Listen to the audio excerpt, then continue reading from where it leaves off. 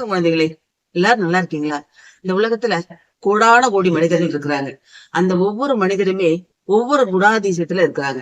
இவங்களுடைய குணாதிசயத்தை வச்சு இவங்களை 3 வகையா பிரிக்கலாம். முதல் வகை மனிதர்கள் கஜகர்ணம். அதாவது யானை நிக்கும் பொழுது 3 கால்ல தான் நிக்கும், ஒரு காலம் ஊனாது, இப்படியே அசைஞ்சுக்கிட்டே இருக்கும். இதே மாதிரி மனிதர்கள் ஒரு காரியத்துல ஒரு மூக்க நுழைச்சிட்டாங்கன்னா அந்த காரியம் மட்டும் இல்ல, மத்த பிற செயல்கள்லயும் அப்படியே அலபாஞ்சிட்டே இருப்பாங்க. இவங்கள கஜகர்ணம் அப்படின்னு சொல்லுவாங்க. அடுத்த வகை மனிதர்கள் அஜகர்ணம்.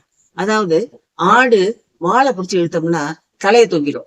மனிதர்கள் அவங்கள்ட்ட இருக்கிற ஒரு குறைய சொன்னோம்னா உடனே சொன்னவங்க மேலேயும் கோச்சுக்கிட்டு தன்னைத்தானே திருத்திக்கவும் மாட்டாங்க, ரொம்ப வெறுப்பா இருப்பாங்க. இவங்களை அஜகர்ணம் அப்படின்னு சொல்லுவாங்க. 3வது வகை மனிதர்கள் கோகர்ணம். பசுவானது ஒரு விரலால எங்க தொட்டாலுமே உடம்பு முழுசும் செலுத்துக்கும்.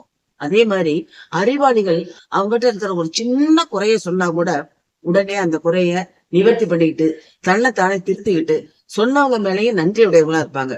இவங்களை கோகர்ணம் அப்படின்னு சொல்லுவாங்க. இது யார் சொன்னா அப்படின்னு சொன்னா, திருமுருக கிருபானந்த வாரியார் சுவாமிகள் அவர்கள் ஒரு உபன்யாசத்துல இதை சொன்னாங்க. ஆகவே மனிதர்கள் 3 வகையை அவர்கள் மூலமாக நாம் தெரிந்து கொள்கிறோம்.